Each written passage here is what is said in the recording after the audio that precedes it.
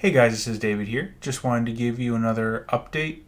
As you can see, there's been a whole lot of progress on the layout. We have started collecting more buildings for Altoona. Almost all of the track has been laid, and we have all three tracks wired and working. We have also made some great progress on the mountain. The mountain is mostly made of styrofoam and Sculptamold, which is a plaster with shredded paper in it to give it some texture. Part of finishing all the loops was rewiring the layout. We've never had a good home for the transformers and control systems. We decided to make a shelf underneath the peninsula so that we could have easy access to them. We also took the time to label all the transformers since we've had problems in the past figuring out which one has popped. This also gave us a chance to store the remotes in a location instead of hunting around the layout for them. Behind the peninsula, we have a power strip connected to all of our transformers and the other accessories. We also have room for our TIU and Lionel LCS modules. There's a lot more room back here for expansion if we decide to add any other control boards in the future. Speaking of LCS, we have been adding these IRV sleds to the layout in a few different places. These modules allow for the Lionel engines to send feedback to the legacy base. The engines will tell the base all kinds of useful info, like TMCC addresses, what sound sets the locomotive has, and the cab number. The IRV modules will also tell the legacy base which direction the locomotive is going and where the locomotive is on the layout. This info can be really useful for programming trains to do certain actions at different locations on the layout, like blowing the horn for a grade crossing. These have been very fun to play with, and we hope to use them in the future to help us automate the train layout. We also started putting up this flexible plywood fascia around the layout. This not only makes the layout look better, but allows us to mount our switch controls. We've been using these cheap PVC pipe end caps as recess mounts for our toggle switches. These are double pole, triple throw switches. Each one is connected to a tortoise machine that is mounted underneath the layout. I'm a big fan of this setup because recess mounts make it a lot harder for you to brush up against the switches and accidentally throw them. Coming to the other side of Horseshoe Curve, we have some changes. We removed the mountain loop. We felt that there was a little bit too much going on over here and didn't want to clutter things up. For accessories, we added a Lionel defect detector that reports defects. We'll see this in action a little bit later. Also, we installed an Atlas bridge here. The bridge is supported by two 1x4 pieces of lumber that are covered up by these foam walls. I'm very pleased how this turned out and can't wait to start scenicking over here. We also started laying the groundwork for the city of Altoona. The building that's going here is the Boyer Candy Factory. For those of you who don't know about the Boyer Candy Factory, they're a chocolate manufacturer who makes Mallow cups and Clark bars. One of the main features of their factory is their yellow grain tower that stands out in front of their building. Underneath the Boyer Candy Factory, we have our hidden yard. The yard is about 24 feet long and has 6 tracks.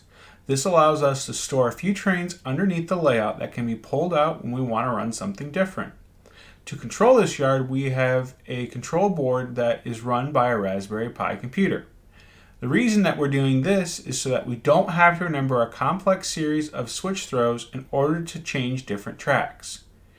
We even programmed the Raspberry Pi to listen on the legacy commands to throw switches. In order to have an idea of what's in the yard, since we can't always visually inspect it, we installed 36 insulated track sections. Once a train is on one of these insulated track sections, the wheels on the locomotive and the rolling stock will jump the power rail to the insulated rail, which will complete a circuit. This allows us to turn LEDs on to help visualize what is in the yard at any given time. We haven't completed the LED board yet, but we have made several small test boards to test out the theory. I've also finished painting my 737-800. This has been a super interesting project for me. For those of you who don't know, I modeled and 3D printed an airplane. This is a scale version of how Boeing moves their fuselages across the country. It's over 30 inches long and has some monster swing out. This is my first attempt at making one of these, and I have made much better versions since then. After sharing this project with some people on OGR, I got lots of requests to make them for others. So I started to sell them as kits. If you're interested in a kit for yourself, you can place an order on my website, printedatscale.com. There'll be a link in the description below. Thanks for coming along and checking out our layout progress. And now, let's run some trains.